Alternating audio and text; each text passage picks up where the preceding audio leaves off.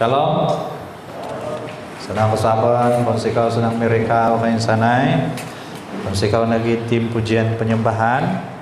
Pemimpin dati dan pinampain sawat dararayo makin rahingan dan kesabaran deti.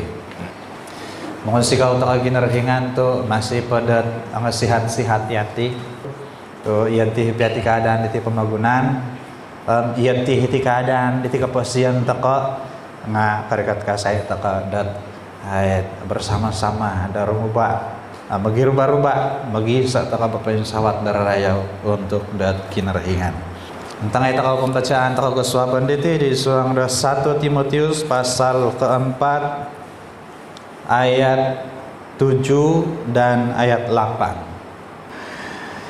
1 Timotius pasal 4 ayat 7 dan ayat 8 baca waktu pengkabar sedau. Tetapi jauhilah tahayul dan dongeng nenek-nenek tua. Latihlah dirimu beribadah. Latihan badani terbatas gunanya, tetapi ibadah itu berguna dalam segala hal karena mengandung janji baik untuk hidup ini maupun untuk hidup yang akan datang. Asanangan aku mengulang pembacaan deti. Tetapi jauhilah tahyul dan dongeng nenek-nenek tua. Latihlah dirimu beribadah. Latihan badani terbatas gunanya, tetapi ibadah itu berguna dalam segala hal karena mengandung janji baik untuk hidup ini maupun untuk hidup yang akan datang. Nah, sesuai dengan pembacaan tadi, mengangat aku dan belajar dan isa guas dan pinsingilaan irna tu latihlah dirimu beribadah. Nah, megali na baca atakan hitinti beres ka di suang ayat 8, latihan badani terbatas gunanya, tetapi ibadah itu berguna dalam segala hal karena mengandung janji baik untuk hidup ini maupun untuk hidup yang akan datang. Nah, pelajaran itu kan apa tadi? Oleh sebab ada beres di suang ayat 7, latihlah dirimu beribadah. Pembelajar tadi nunu kopi ya kemenanti latihan. Ya. Mungkin dat kaila ketika main latihan dete, bah. Latihan kan apa pesanan apa nga latihan de kebaktian. Ina pa ditiri paham. Ina pa ailaan dahay istilah latihan, latihan untuk kebaktian hari Minggu. Nah, tindan apa di hari rehearsal. Aku nak kailan nu bahasa ni rehearsal dina. Aku mana kapangkaji English tu gya ka iban kan nu pare. Nah, rehearsal, kailan ta ka ngayon rehearsal kay. Nunut artian ta ko pasal latihan. Nah, belajar ta tentang dokumen latihan sebab napa nga beres kati ayat 7, latihlah dirimu beribadah. Harat isa dorongan, harat isa perintah untuk dati dan melatih diri untuk beribadah. So apa itu latihan? Nah, harapir rahat kamu yang diti latihan dan belajaran tadi dan kesuaban diti. Jadi penting pengertian umum tentang latihan. Eman takananda pokoknya dari latihan rohani atau latihan diri untuk beribadah. Kumaisa napa kami latihan di lenga merupakan satu kaedah pelaksanaan yang sistematik, artinya teratur. Akan kesembarang buat, teratur yang mempunyai prosedur dan aturan yang tersendiri dalam memastikan suatu kemahiran dan bakat dapat dikembangkan. So, jadi cara pelaksanaan teratur. Ya, jadi kalau kita mau buat latihan-latihan tidak boleh sembarang-sembarang. Perlu teratur supaya kemahiran dan juga bakat itu dapat dikembangkan. Yang pertama. Yang kedua, boleh menjadi satu alat dalam meningkatkan kemahiran, ya, pertingkatkan kemahiran, meningkatkan tabiat dan juga pengetahuan. Artinya latihan itu tidak tertakluk hanya kepada menguasai kemahiran-kemahiran, tetapi latihan juga termasuklah meningkatkan tabiat, ya, mengembangkan tabiat yang baik, mengembangkan pengetahuan. Itulah sebabnya kenapa di dalam sekolah itu ada istilah latih to be, okay? Latihan, buat latihan, buat latihan, buat latihan. Ilmu psikolog kita tidak sekadar disuruh untuk belajar, tetapi latihan. Nah, latihan itu dilakukan berulang-ulang, diulangi. Nah, bahkan ada latihan-latihan tertentu yang iri inhat piulang-ulang gisamdat abkusan. Walaupun perkara itu dilakukan berulang-ulang, namun perkembangan demi perkembangan akan kelihatan. Yang seterusnya disifatkan sebagai satu kaedah pelaksanaan dalam sebuah organisasi dalam memastikan kemahiran dan pengetahuan berada pada tahap yang paling baik, ya, dalam melaksanakan pekerjaan yang diberikan. Jadi latihan itu berguna untuk memastikan kemahiran itu berada pada tahap yang terbaik. Nah, ini. So, yang seterusnya, suatu kaedah yang melatih seseorang dalam meningkatkan sesuatu yang ingin ditingkatkan, apakah itu kemahiran, apakah itu pengetahuan, apakah itu tabiat, termasuk iman kita juga. Sama ada secara fisikal, emosi pun perlu latihannya. Dan ada beberapa pengalaman-pengalaman yang kita dapat dengar di mana latihan-latihan emosi itu berlaku, dan juga intelektual. Nah, nakambala ko dat manahak da kesaksian dahiti di pira-pira masa di Taliban tentang dat latihan emosi. Ya, iri na paringa seminambayang ako Tuhan dat makiano ako supaya saya memiliki sikap sabar. Dan dalam pemikiran langsung saja cop sabar, ya, Tuhan jama berlaku satu mujizat dan saya jadi sabar. Tapi Tuhan tidak buat seperti itu. Apa yang Tuhan buat, semakin saya berdoa semakin banyak masalah datang yang mencabar kesabaran. Lalu saya pertikaikan itu, pertikaikan itu dengan Tuhan. Tuhan, kenapa saya minta kesabaran, kau kasih saya masalah? Saya minta kesabaran, kau kasih masalah. Setiap kali saya berdoa ada masalah. Akhirnya Tuhan berbicara dalam hati saya, itulah latihan emosi, supaya engkau melatih dirimu menguasai menahan emosi. Dan ada perkembangan, walaupun belum sepenuhnya jadi orang sabar sampai hari ini. Artinya latihan itu berlangsung terus-menerus dan terus-menerus. Selagi hidup, kita harus melatih diri kita. Nah, latihan itu ada teknik-tekniknya. Antara teknik yang baik untuk diamalkan adalah teknik latihan mentor. Artinya kita ada pembimbing. Kita tidak dapat melatih diri tanpa ada pembimbing. May takana pahila gym, papagaya ada masal, perlu ada pembimbing. Selain itu perlu ada juru latih. Selain itu ada ceramah-ceramah khusus, ya, pemberitahuan, maklumat-maklumat yang berkaitan, yang perlu disampaikan, maka ada ceramah. Dan pembelajaran kendiri, maksudnya belajar sendiri daripada ceramah yang kita dengar, daripada bimbingan yang kita terima, daripada tunjuk ajar yang kita sudah terima, kita buat itu baik pada masa kita bersama dengan juru latih maupun pada waktu kita sendirian, kita ada usaha sendiri, ya. Oke.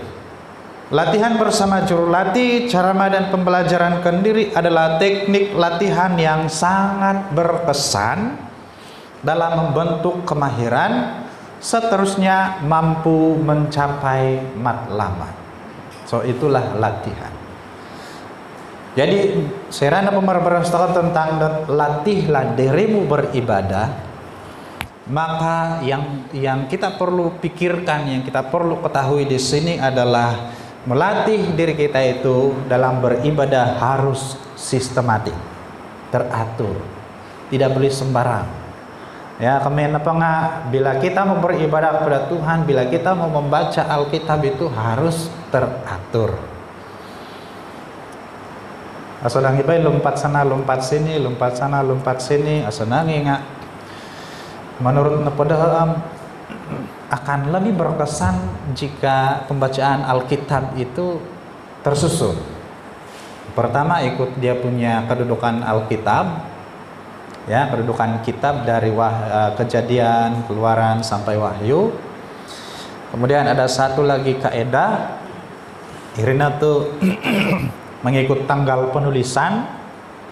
Kita boleh dapatkan itu di internet, mana-mana aplikasi Alkitab. Ada beberapa aplikasi Alkitab yang menyediakan plan pembacaan Alkitab menurut tanggal penulisan, tarikh penulisan, menurut urutan kejadian.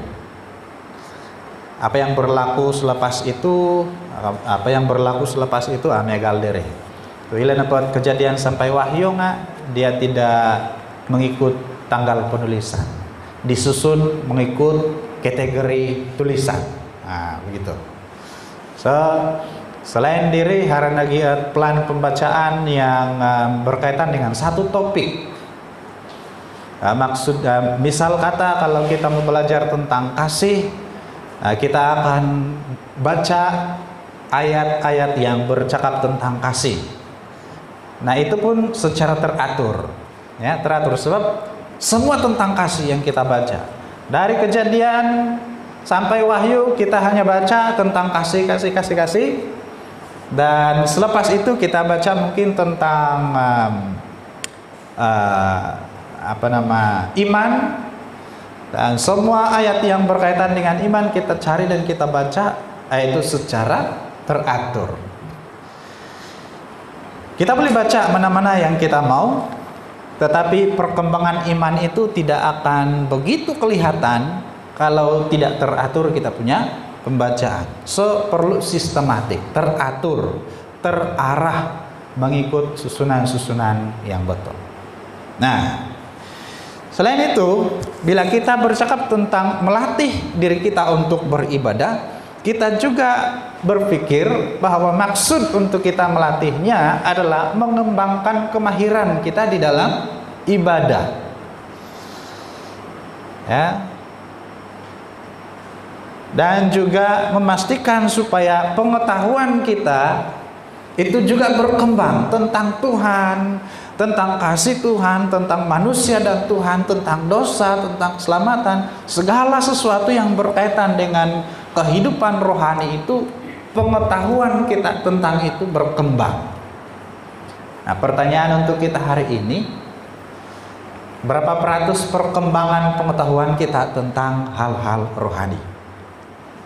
Nah, jadi kita kena pastikan itu berkembang. Tidak boleh tidak berkembang. Baik, Irina tanggung jawab terus sebagai telun Kristen. Pastikan kehidupan rohani kita itu berkembang. Sebab irina at kalau ngadanda kinarhingan dat asiliu. Bila tidak berkembang, itu artinya ada sesuatu masalah. Ya, maha pun tidak berkembang, tetapi masih tetap hijau. Nah, ada masalah. Tetapi kalau sudahlah tidak berkembang, mati lagi, itu lagi taroklah. Kalau ini senain apa? Datitiham menginginkan sesuatu milik kita yang memang kalau dia bertumbuh, kita mau dia bertumbuh. Nah, sekarang ini kita famous itu bunga, bunga sana, bunga sini. Beras kadi orang-orang aku deh, orang aku deh. Ilan apa pasar-pasar tamu-tamu tinanaham, aku mau lagi bunga apa sayur. Jadi itang ulun nga pitalib-taliban ni sayur ya, bunga ngayon runggunay mintang. Oke, nah saya pun suka bunga.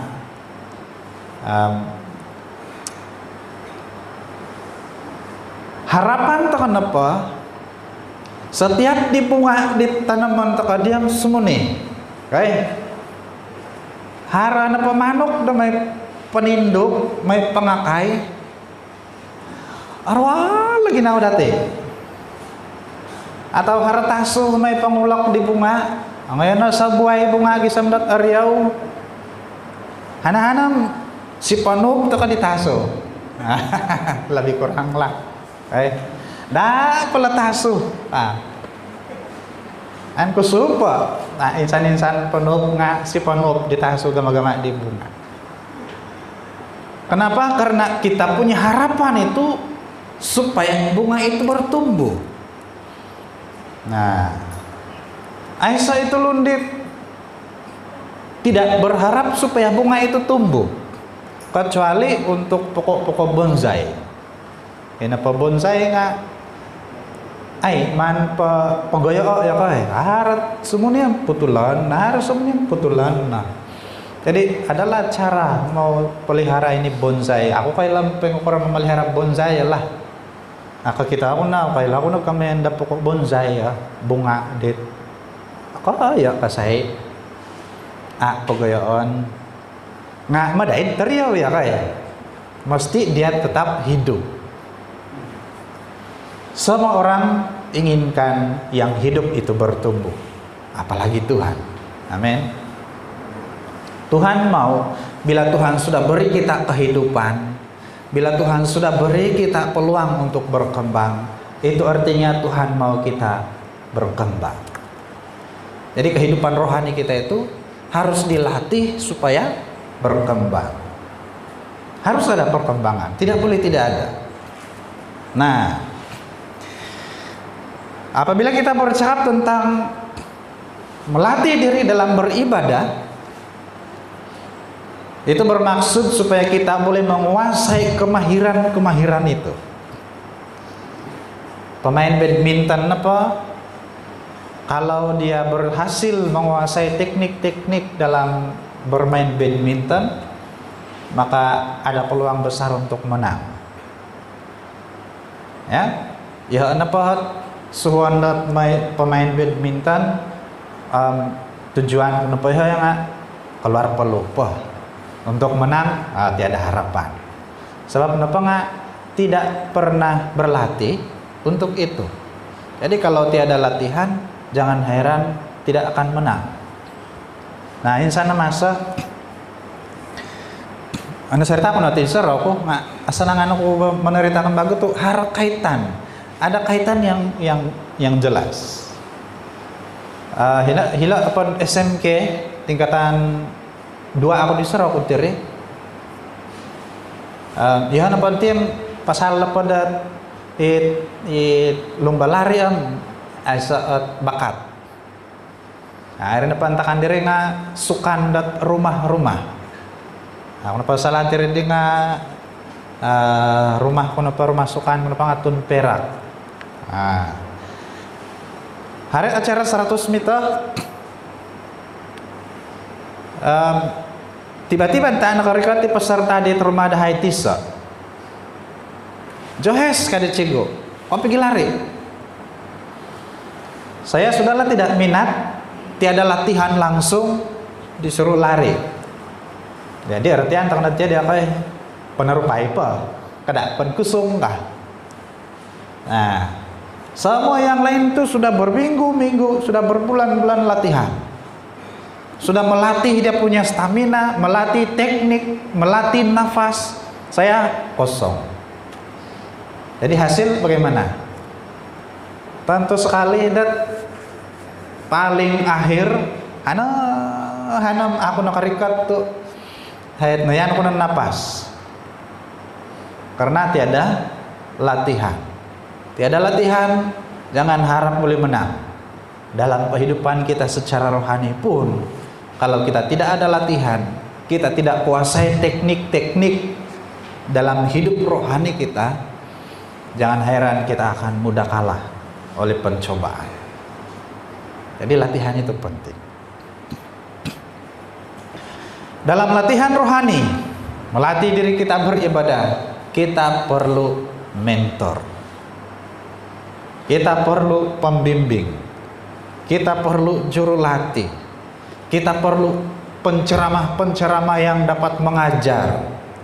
Sebab kita semua ini berasal dari kosong, pengetahuan yang kosong tentang Tuhan.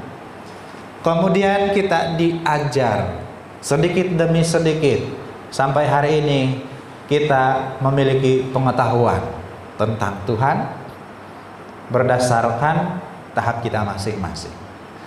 Nah, bagi saya 3 tahap pengetahuan terkenti, kerinduan tekan apa harus sama, ya. Jadi tahap pengetahuan yang berbeza itu tidak boleh dijadikan alasan untuk bilang kakuran tiha tiba segat elan kepi aku henti bae napa ya la napa miletian deh. Ya. Harus ada di dalam hati, saya pun mau tahu, saya pun rindu mengetahui, saya pun rindu mengenal Tuhan, saya pun rindu mau menyembah Tuhan, beribadah kepada Tuhan. Nah, megal diri. Jadi siapa mentor kita? Mentor kita yang pertama adalah Tuhan. Berdoa minta Tuhan membimbing kita supaya kita dapat melatih diri kita untuk beribadah. Siapa pembimbing kita yang lain? Kita ada pastor. Akan kayak nama mati kamian kutika. Itu nama pastor tinga boleh melayani di mana saja. Sebenarnya cuma menurut pendapat prosedur tertentu, kadang-kadang dah harahit perlu perhatian, ya. Ini apa prosedur dinga akan nika membatasi ruang dati dan melayani. Itu cuma mencegah kita daripada menerima orang-orang yang kita tidak tahu latar belakang dia macam mana, apakah dia itu hamba Tuhan yang betul-betul atau sekadar menggelar diri sebagai hamba Tuhan, apakah dia itu berasal dari gereja yang injili atau ajaran sesat. Nah, ada beberapa prosedur dalam SIB itu. Kita tidak sembarang menerima hamba-hamba Tuhan, bukan menghalang kebebasan, tetapi memastikan apakah itu benar-benar hamba Tuhan. Sebab haramati atau tunan kutin hamba Tuhan, pendeta dan mimpinan hiti sabah. Sekali kailai kunga di sana dia bukan pendeta, di Indonesia dia bukan pendeta. Dia hanya pemain musik gereja. Dia masuk ke Sabah, dia bilang saya pendeta.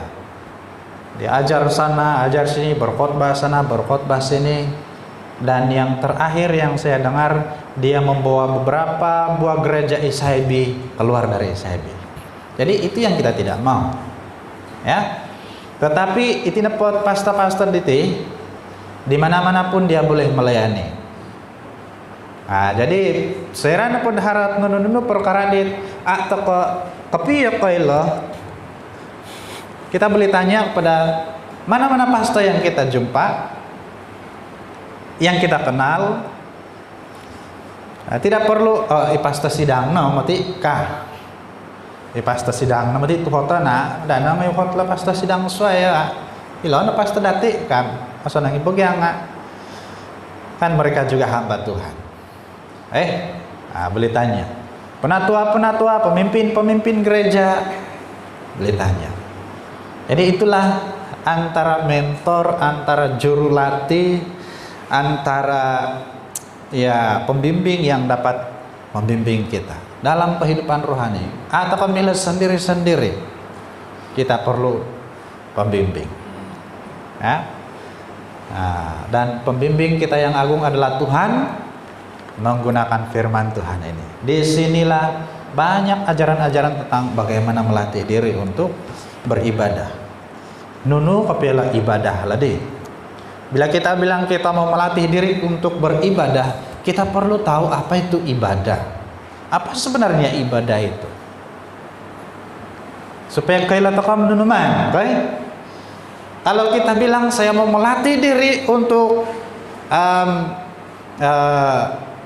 menjadi nutai nongarandit bodybuilder bina badan.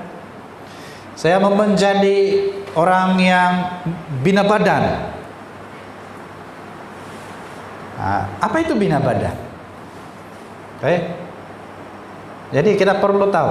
Kalau kita mau jadi sesuatu, kita perlu tahu apa itu.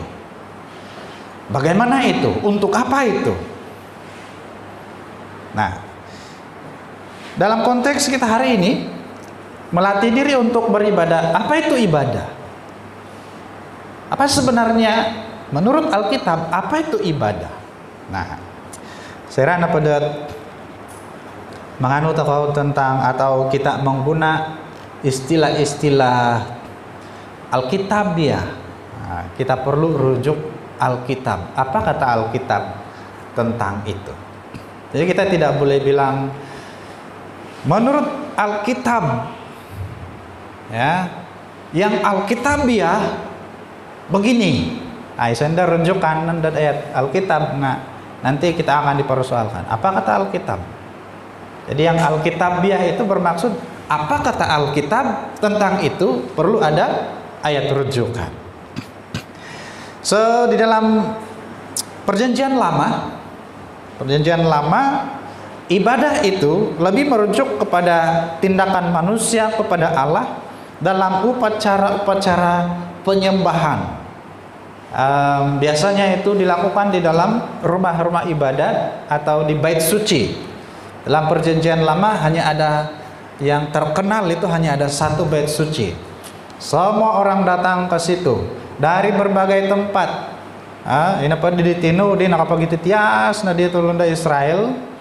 Apabila mau beribadah kepada Allah, datang ke bait suci, mempersembahkan persembahan berupa korban-korban binatang. Nah, itulah ibadah menurut Perjanjian Lama. Dan ibadah itu harus dilakukan dalam takut dan hormat kepada Tuhan. Hari ini pun kita harus melakukannya dengan takut dan hormat kepada Tuhan. Dan pemahaman yang terkenal yang kita boleh sebut adalah ibadah itu merujuk kepada kebaktian kita di dalam gereja, kebaktian kita di dalam kelompok sel, kebaktian-kebaktian yang kita adakan di mana-mana lah. Itu ibadah, kan? Dan itu juga maksud yang betul, arti yang betul. So kita lihat di dalam Ulangan 11 ayat 13 sampai 21.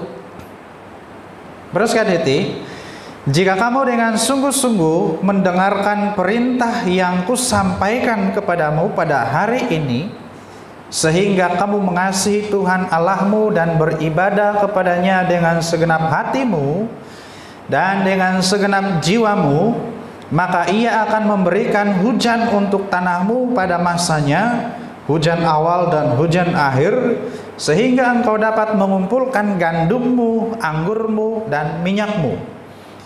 Dan Dia akan memberi rumput di padangmu untuk hewanmu, sehingga engkau dapat makan dan menjadi kenyang. Hati-hatilah supaya jangan hatimu terbujuk, sehingga kamu menyimpang dan beribadah kepada Allah lain dan sujud menyembah kepadanya.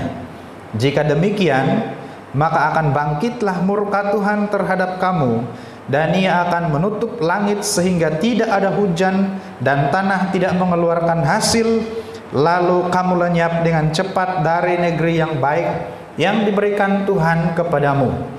Tetapi kamu harus menaruh perkataanku di dalam hatimu dan dalam jiwamu. Kamu harus mengikatnya sebagai tanda pada tanganmu, dan haruslah itu menjadi lambang di dahimu.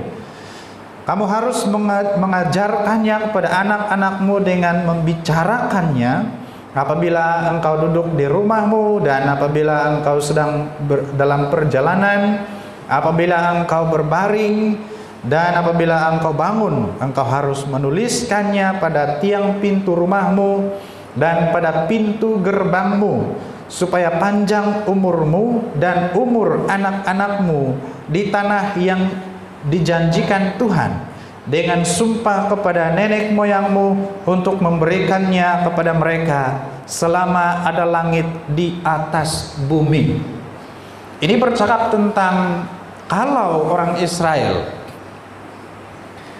beribadah kepada Tuhan dengan setia, di dalam takut dan gentar kepada Tuhan, di dalam menghormati Tuhan, maka ada janji yang diberikan Tuhan. Negal dinaritani suang 1 Timotius pasal 4 bahwa irina mengandung janji baik untuk hidup sekarang maupun untuk hidup yang akan datang. Dan ada banyak janji yang Tuhan berikan. Nah, antaranya yang kita dengar hari ini, bereskan hiti, jika kamu sungguh-sungguh mendengar perintah yang kusampaikan kepadamu pada hari ini, sehingga kamu mengasihi Tuhan Allahmu dan beribadah kepadanya dengan segenap hatimu dan dengan segenap jiwamu, maka Ia akan memberikan hujan untuk tanahmu, hujan awal, hujan akhir, sehingga kamu dapat menuai gandum. Nah, satu hal lagi yang indah, bereskan di ayat 15, dan Dia akan memberi rumput di padangmu untuk hewanmu. Bukan orang Israel saja yang diberkati Tuhan. Bila kita beribadah kepada Tuhan dengan setia di dalam rasa hormat dan takut kepada Tuhan, maka bukan kita saja yang diberkati, apapun yang ada dalam hidup kita juga diberkati. Sampai hewan pun diberkati, kan? Tidak tahulah anjing kita diberkati kah, macam mana? Itu Tuhan punya tahulah yang mana Tuhan mau berkati. Sebab bereskah di suara ayat sesuai, Tuhan memberkati siapa yang Dia mau, dan tidak pada siapa yang Dia mau. Artinya Tuhan berhak penuh atas keputusannya. So, apapun yang Tuhan mau kerjakan di dalam hidup kita, itu sepenuhnya adalah hak Tuhan. Jadi memberkati kita dan memberkati apapun yang ada pada kita itu juga adalah keputusan dan hak Tuhan. Tetapi juga dipengaruhi oleh kita setia ataupun tidak. Tuhan mau lihat kita setia beribadah kepadanya ataupun tidak. Nah, kalau kita sudah diberi cara bagaimana supaya dapat diberkati, tetapi kita tidak mengikuti cara-cara itu, tidak heran kalau kita tidak diberkati. Sebagai contoh, kita sudah diberi pengetahuan tentang hukum graviti, ya. Bila kita mau tarik pipe yang pipe graviti, kita tidak cerita pasal ini memakai pump lah. Itu sudah menjadi hikmat, ya, hikmat. Tetapi kalau kita tarik air yang graviti punya, menggunakan graviti, kita sudah tahu bahwa tempat yang lebih tinggi dari sumber itu tidak akan dapat dilepasi air, kita bawa juga itu pipe di sana. Mata dia aswaya Anda tak karikati wa dahir walai dati kai. Sebab kita sudah melanggar hukum gravity. Bukan masalah itu air. Sebab memang begitulah hukum itu air. Salah kita. Kita sudah tahu, kita tidak ikut itu. Pengkanagi dan ikin rehingan. Tuhan sudah beri kita langkah-langkah macam mana supaya hidup kita diberkati. Kalau kita langgar itu, kalau kita tidak taati itu, artinya dalam konteks kita hari ini, kalau kita tidak beribadah kepada Tuhan dengan takut dan gentar dan setia kepada Tuhan, tidak heran kalau kita tidak diberkati. Adalah tidak patut bila kita merasa tidak diberkati karena kita tidak mengikuti langkah-langkah yang diberikan oleh Tuhan, lalu kita komplain dengan Tuhan. Kenapa orang lain Tuhan berkati, kenapa saya tidak? Dia orang Kristen, saya pun orang Kristen, kan? Nah, kadang-kadang dan membandingkan hidup dengan orang lain itu tidak kengam lah. Sebab dia punya kesusahan lain, kita punya kesusahan lain. Jangan-jangan dia diberkati begitu karena sudah berusaha dengan keras, tetapi kita tidak nampak dia berusaha. Ya, ada orang yang berhasil walaupun tidak kelihatan dia punya usaha, tetapi dia punya usaha itu banyak di tempat-tempat yang tidak kelihatan, yang tidak memperlihatkan. Ya, megalit bunga apa? Nah, itu bunga itu kan yang indah itu dia punya daun. Ya, berwarna-warni, dia tumbuh subur, harahit asanangan takadot alurusi raun dau haret. Asanangan takad akuriang ngiraun nga, akuriang naparaun daladah ay sanang. Aku yang nagiraon dat bunga ati-ati nga ay lawa ka kay.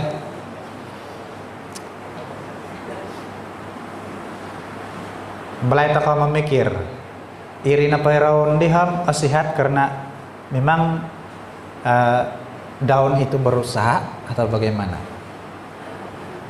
Kenyataannya adalah di dalam itu tanah itu, di dalam tanah itu ada akar yang bertungkus lumus bekerja.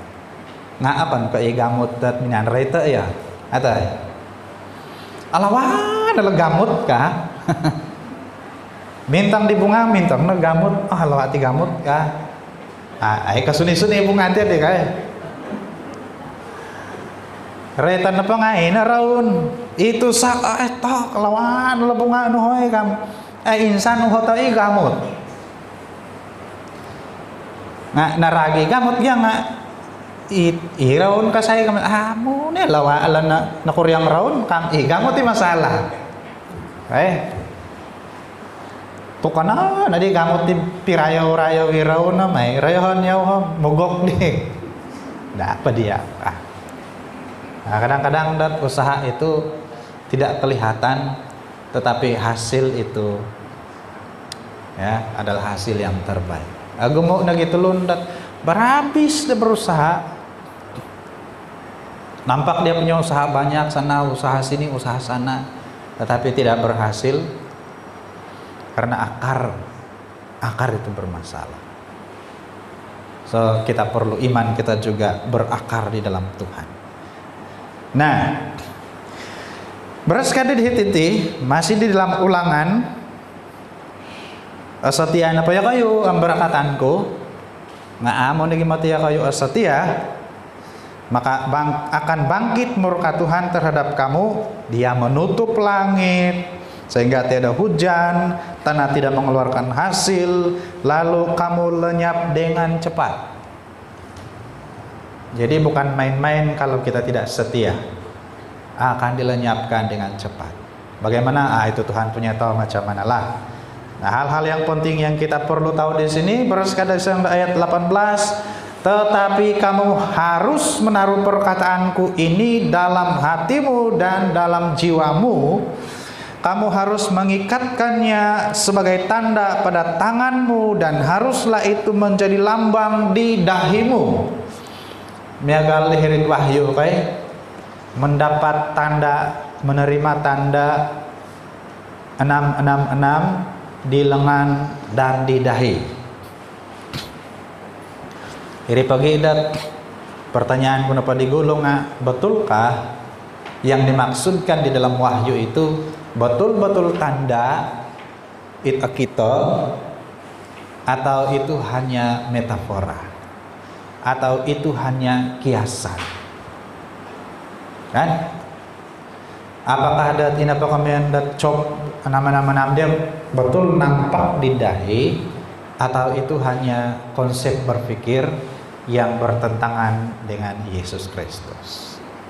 Apakah tanda di tangan itu benar-benar tanda, atau bercakap tentang perbuatan-perbuatan yang memang mau menentang Yesus Kristus? Nah, itu pada ayat 18 itu dia juga bercakap tentang dahi, tangan, supaya itu kamu letakkan di dahi, di tangan sebagai tanda. Nah, untuk kita hari ini kita tidak dapat letakkan itu. Kita tidak dapat tulis semua firman Tuhan itu di tangan, di dahi. Nah, yang dimaksudkan di sini adalah letakkan itu di pikiran. Ya, firman Tuhan itu simpan di pikiran dan lakukan itu. Jadi itu yang dimaksudkannya. Kita pikirkan itu, kita ingat itu, dan kita lakukan. Bukan sekedar ingat-ingat, hafal-hafal tapi tidak lakukan. Nah, seterusnya beraskan hiti, kamu harus mengajarkannya kepada anak-anakmu dengan membicarakannya. So,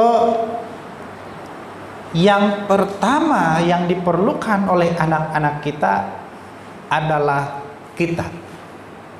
Amin. Mengajarkan firman Tuhan kepada anak-anak kita itu yang pertama adalah kita, ibu dan bapak mereka. Jangan tunggu itu guru sekolah minggu yang ajar. Oh, ayo amaya kula sekolah minggu. Semeti sekolah minggu tindak ya teh.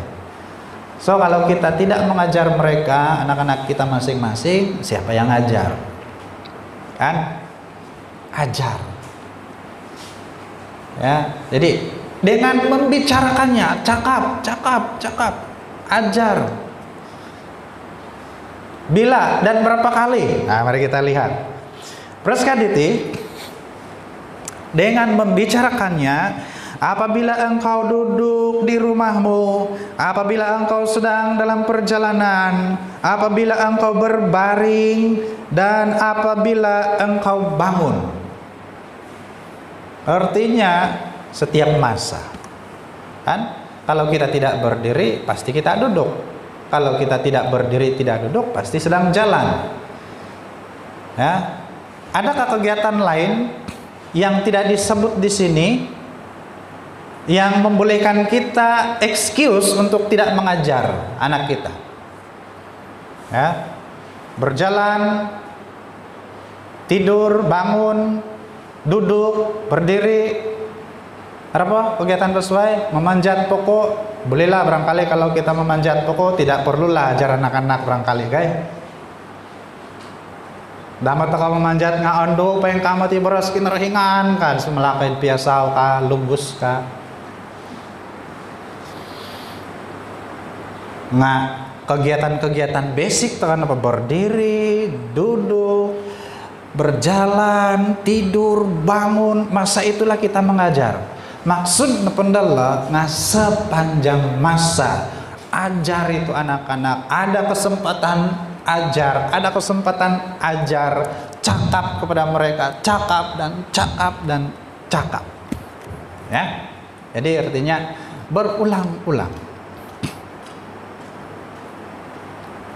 Melatih diri pun juga berulang-ulang, kan?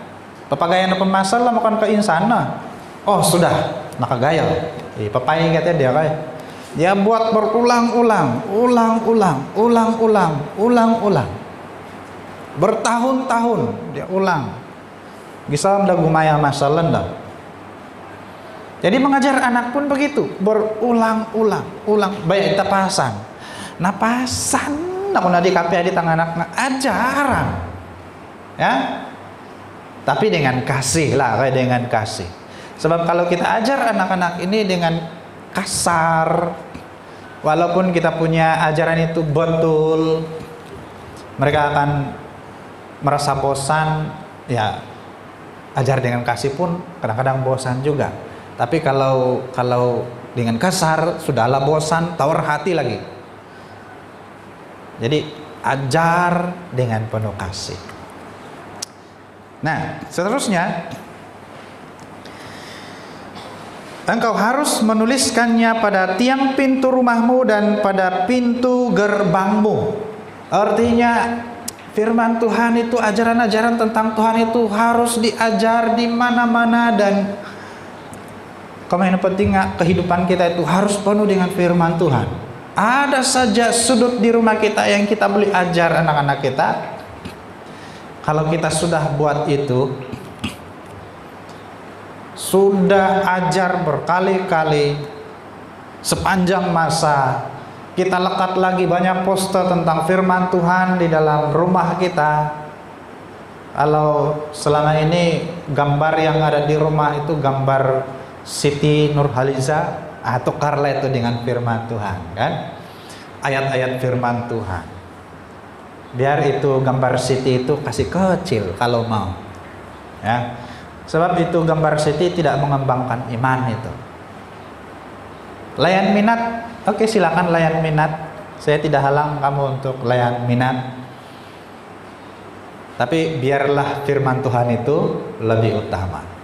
Kalau kita sudah berusaha dengan cara yang bagaimanapun sampai anak itu bosan dengar kita ajar mereka tentang firman Tuhan, ada keyakinan di dalam hati saya bahwa anak itu kalaupun dia bosan, dia sudah mengerti dan dia dapat hidup, ya, sesuai dengan firman Tuhan.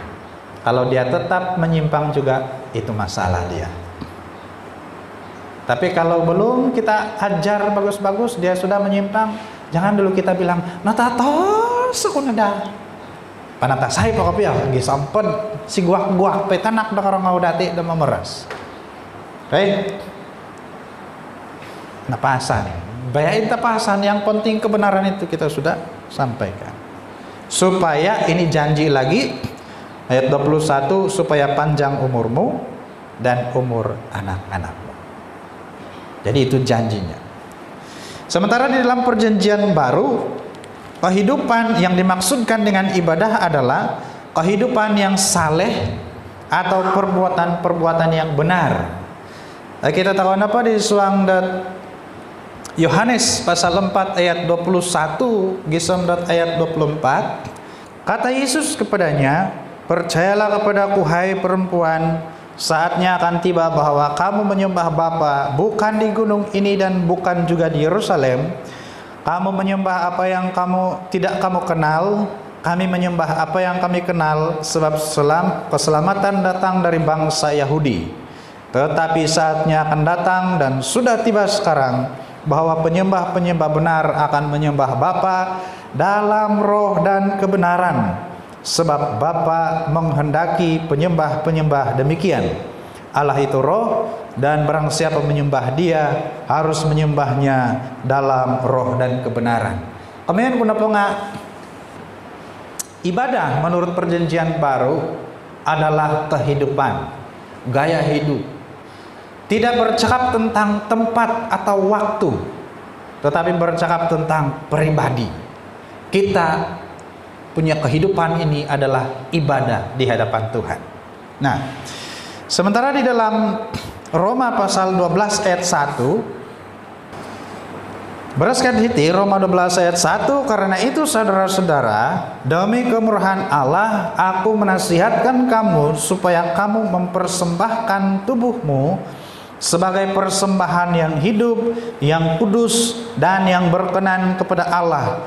itu adalah ibadahmu yang sejati, mempersembahkan persembahan yang hidup dan berkenan. Artinya yang hidup itu pasti berkembang. Yang berkenan itu adalah yang sesuai dengan kehendak Tuhan. Maksudnya adalah kehidupan iman yang berkembang, yang menyenangkan hati Tuhan. Itulah ibadah kita. Sementara di dalam Yakobus pasal 1 ayat 26 dan ayat 27, jikalau ada seorang menganggap dirinya beribadah tetapi tidak mengekang lidahnya, ia menipu dirinya sendiri, maka sia-sialah ibadahnya.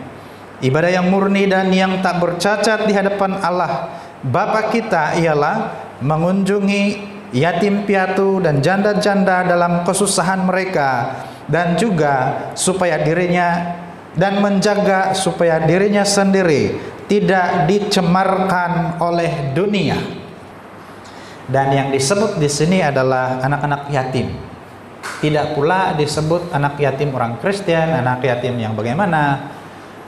Mantakan dah pengertian secara menyeluruh, memperhatikan keperluan orang lain yang benar-benar memerlukan perhatian. Artinya segala sesuatu yang kita lakukan, kebaikan-kebaikan yang kita lakukan untuk orang lain yang betul-betul memerlukan, itu juga ibadah kepada Tuhan. Jadi ibadah yang tidak disertai dengan perbuatan baik adalah sia-sia. Kehidupan yang tidak melakukan hal-hal yang baik adalah kehidupan yang sia-sia. Jadi saudara, latihlah dirimu beribadah supaya kita dapat menguasai teknik-teknik ibadah di hadapan Tuhan, sehingga hidup kita benar-benar menyenangkan hati Tuhan, sehingga kita menguasainya. Ya, itu kita punya target, melatih diri sehingga kita dapat menguasainya. Maksud dengan kita punya kehidupan ini harus berlangsung di hadapan Tuhan sebagaimana seharusnya. Caranya adalah kita kuasai teknik-teknik kehidupan yang benar di hadapan Tuhan, mengikuti kehendak Tuhan, melakukan perintah-perintah Tuhan setiap masa. Karena sampai yang terang tamai surga mengunsi kau haditi beresnu pensi ngilangan dahai ke suabang diti maki tolong hai Tuhan supaya dat harana perkara-perkara dit perlu pada ailaan kami tak dahai ailaan tolong hai supaya garati hai masa demi masa, waktu demi waktu, proses untuk berkembang di dalam pengetahuan tentang Tuhan itu sentiasa berlaku dengan baik. Gisam dat milai memahami perkara yang perlu kami pahami, dan hidup kami dapat terjadi berlangsung seperti yang Tuhan kehendaki. Biarlah firman-Mu yang kami sudah pelajari bersama-sama hari ini sentiasa tertanam meagalit kerhianu datin berasnu, supaya itina peberasnu ti am katanam dati suang na pemusarahan dahay am awonsay dahay sebagai dat kawaya-wayaan dahay milanan dahay dat menikmati berkat-berkat melimpah-limpah man tadi kinarhingan milan lagi hay nandah da memberkati dat tulunda suai. Pasikaw Tuhan kada pelugas sadhara kuasa-kuasa raganda may panakaw diti berasnu di nakasasad dati suang na kinaudahay, supaya katanam iti mamugamot menguadi suan kapersian dahay. Pasikaw Tuhan iti na sambayang dahay suan ngaranda Tuhan Yesus Kristus Tuhan kempamasi dahay. Amin. Pasikaw perhatian, Tuhan Yesus memberkati.